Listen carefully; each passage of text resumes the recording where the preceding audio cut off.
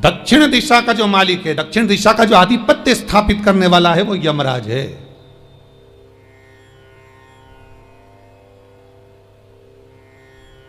और यमराज पर भी अगर कोई आधिपत्य स्थापित कर लेता है तो वो यमराज की धर्म पत्नी धुमोरना है। यमराज की धर्म पत्नी का नाम धुमोरना। अगर कोई दक्षिण दिशा पर आधिपत्य है यमराज का, यमराज पर आधिपत्य है धुमोरना का, यमराज की पत्नी का, एक काम करो, तुम्हारे पति को अगर बचाना है तो इतने में तो पति को अगर बचाना है तो बस धुमोरना का स्मरण करा जाए। अब मालूम पड़ा, सूचना मिल गई कि बेटा तो मर गया, जिसके लिए अनुष्ठान करा था, जिसके लिए पूछ रही है, वो मर गया, शव पड़ा है।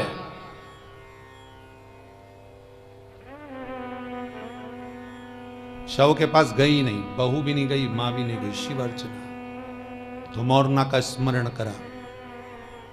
शंकर भगवान के शिवलिंग पर काली तिल चढ़ाना प्रारंभ करी, धुमोरना सामने आकर खड़ी हो गई। हे नारी, क्या चाहिए तुमको? पति के प्राण, बेटे के प्राण। कार्तिक मास की कथा है। बेटे के प्राण चाहिए, वो कहती है मुझे पति के प्राण चाहिए। धुमोरना कहती है उन्हें हुआ क्या है? अब इन दोनों के पास सूचना आई ना आई कि पति मर गया, पर ये अपनी साधना को नहीं छोड़ी। धुमोरना से कहती है मेरे पति के 18 वर्ष की आयु दी है, वो मरने वाला है।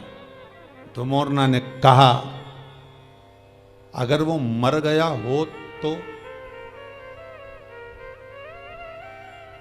मान लो मर गया हो तो। यमराज की पत्नी धुमोरना कहती है तुमने मेरी और शिव की आराधना करी है, मैं दक्षिण दिशा की महारानी हूं, चिंता ना करिएगा, मैं दक्षिण का मार्ग रोक दूंगी, क्योंकि पहली स्त्रियां मिली जिसने मेरा आराधना करी। दुनिया के लोग यमराज को मनाते हैं, शनि महाराज को मनाते हैं, बृहस्पति को मनाते हैं, सब देवताओं को मनाने में लगे रहते हैं, पर पहली तुम मिली जिसने शंकर के कहने पर मेरी आराधना करी है।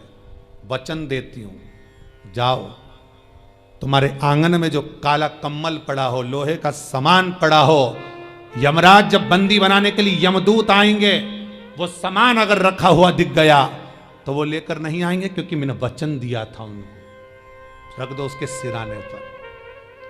दौड़ी बहू, दौड़कर लोहे का जो सामान पड़ा था उसमें कम्मल रखकर 5.25 किलो अनाज धरकर पटक दिया, और आराधना में धुमोरना की आ गई।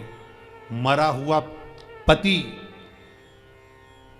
गरुड़ पुराण कहती है जब प्राण छूटते हैं, प्राण छूटने के 3 दिवस तक जीवात्मा एक एक पहलू से आत्मा जब निकलकर जाती है तो एक पृथ्वी के आकर्षण से जब दूर होती है तो उसमें 3 दिन लगते हैं।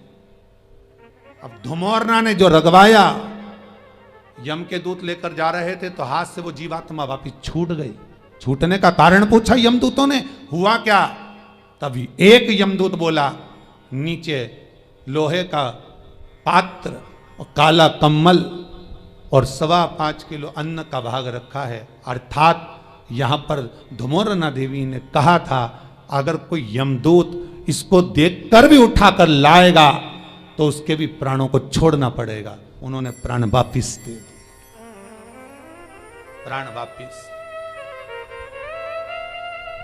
केवल एक इन्हीं के प्राण शंकर जी ने वापिस नहीं कराए। अगर ये जीवित रहे तो प्राण बचा ले। राजा श्वेत यम के दूत बंदी बनाने के लिए आ गए थे, उनको भगा दिया। मृत्यु देवी आ गई, मौत को मार दिया। यमराज आ गया, उसको मार दिया। तब क्रोध में सूर्य भगवान को चिंता लगी कि बताओ मेरा बेटा मर गया, मेरा पुत्र, शंकर भगवान ने कहा अगर मृत्यु लोक में आना है लेने के लिए तो मेरी आज्ञा के बिना नहीं आ सकते। बहुत कठिन है। रविवार, सोमवार, मंगल, बुध, गुरु, शुक्र और शनि, ये 7 जो वार रहते हैं, इन वार में प्राण जो छूटे हुए हैं, निवेदन है अपने द्वारा जो व्रत किया जाता है, उस व्रत जिस वार का होता है, ना जाने कब हमारे प्राण कौन से वार को छूटे, किसको मालूम है साहब। अपना कर्म खुद कर कर चलो, जिससे वो 3 दिन का सुख का भोग उस देवता के साथ हमको मिले, हमें प्राप्त हो। स्मरण करते चलो।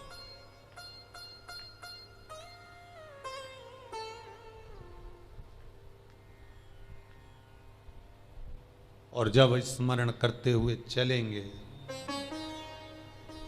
भजन करते हुए चलेंगे, आप रूप अपना जीवन संवारते हुए चलो, वो जीवन का सुख होगा। मृत्यु को भी शिव की आराधना से जीता जा सकता।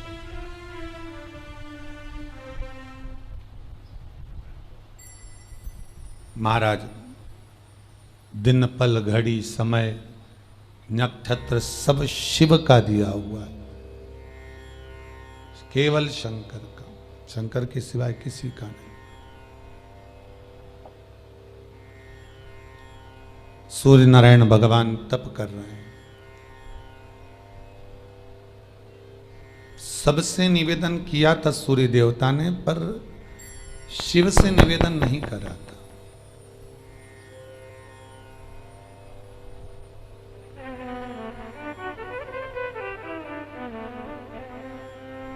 तब माघ महीने की सप्तमी के दिन जब कोई आया नहीं, तब भगवान भूत भावन भूतेश्वर मेरे शिव आए। सूर्य देवता से काम मांगो। देव कार्य में जो जाना होता है, कोई पुकारता है तो हमारा जाना नहीं होता, धीमा धीमा चलना होता है। कैसे जाए? क्या चाहते हो? शंकर भगवान से सूर्य देवता ने कह दिया कोई ऐसी व्यवस्था हो जाए जिस पर मैं झट पुण्य करने वालों के करीब में पहुंच जाऊं।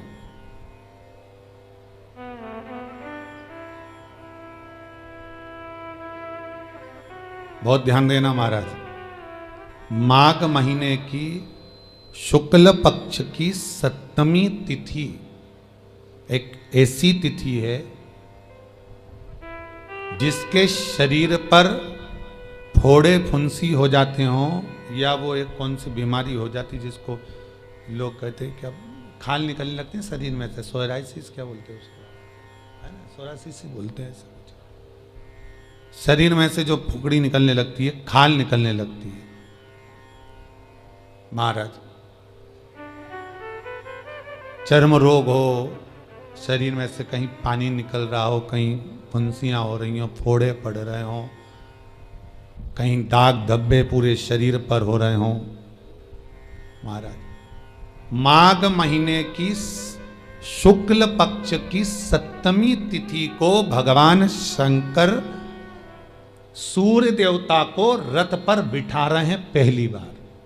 सूर्य नारायण को जो रथ मिला था वो इसी दिन मिला।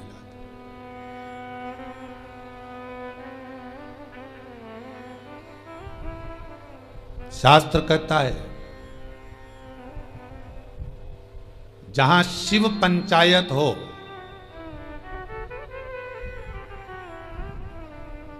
कई लोग कहते हैं जहां कार्तिकेय जी हैं, गणेश जी हैं, पार्वती जी हैं, शंकर जी हैं, ये शिव पंचायत है। नहीं, शिव पंचायत में कार्तिक नहीं आते।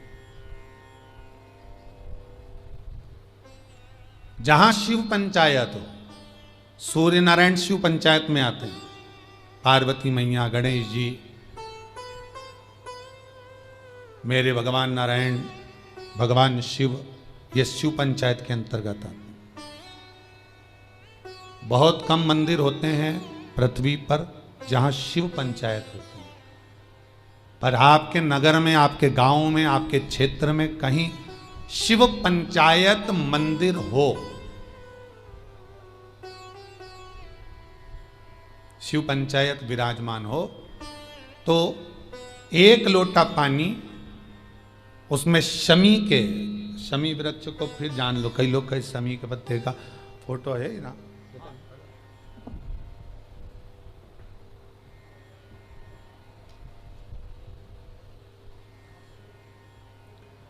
शमी का जो ये पौधा है, शमी के जो पत्ते हैं,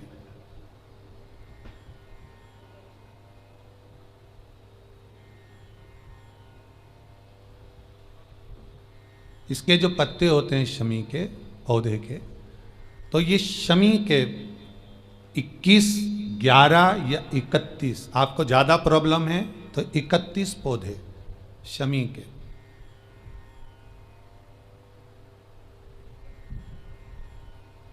लेकर जल में डालकर नाम गोत्र का स्मरण करें। वैसे तो गर्ग संहिता में लिखा है कि जितने शमी के पत्ते डालें उतनी बार नाम और गोत्र बोलें, पर आप ज्यादा बार भी ना बोल पाए तो अपना नाम गोत्र एक बार तो बोलें। शमी के पत्र का जल शंकर भगवान को समर्पित करें, शिव पंचायत का दर्शन करते करते। एक पात्र रख लें, उस पात्र में उस जल को झेल लें, शमी के पत्ते आ जाएं तो आ जाएं, वो जल रख लें और उस जल को एक बोतल में भर लें। लगभग 15 दिन आप उस जल को जैसे शरीर पर तेल लगाते हैं उस तरह से पूरे शरीर पर मलना प्रारंभ कर दें महाराज। ज़्यादा से ज़्यादा 20 दिन, ज़्यादा से ज़्यादा 21 दिन या 1 महीना, इतने में शरीर ठीक होना प्रारंभ हो जाता है। माघ महीने की शुक्ल पक्ष की 7वीं तिथि के दिन भगवान शंकर ने सूर्य देवता को रथ प्रदान करा था, उस पर बिठाया था।